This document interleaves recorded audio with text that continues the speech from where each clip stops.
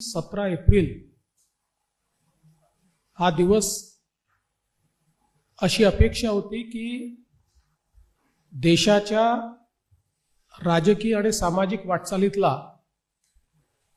एक महत्त्वाचा दिवस ठरेल, ज्याला watershed movement in Indian history म्हणू शकू अशा प्रकारचा दिवस असेल। कारण त्या दिवशी महिला आरक्षणाचं विधेयक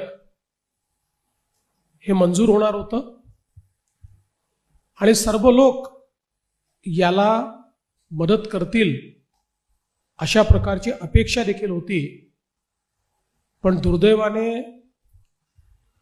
काँग्रेस असेल, तृणमूल असेल, डीएमके असेल, उबाठा असेल, शरद पवार राष्ट्रवादी असेल, समाजवादी पार्टी असेल, अशा सगळ्या पक्षांनी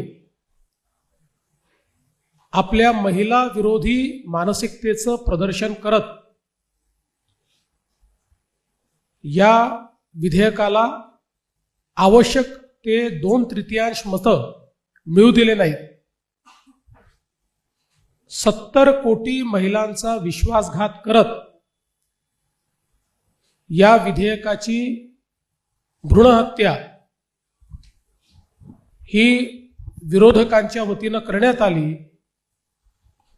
आणि त्याहीपेक्षा वाईट की अशा प्रकारची हत्या केल्यानंतर जो आनंदोत्सव त्यांनी साजरा केला तो एक प्रकारे भारतातल्या समाज सुधारकांच्या विचारांवर केलेलं तांडव होतं। मला अतिशय दुःख आहे की महात्मा ज्योतिराव फुले यांची 200वी जन्मशताब्दी ज्या वर्षी चाललेली आहे त्या वर्षी महात्मा ज्योतिराव फुलेंच्या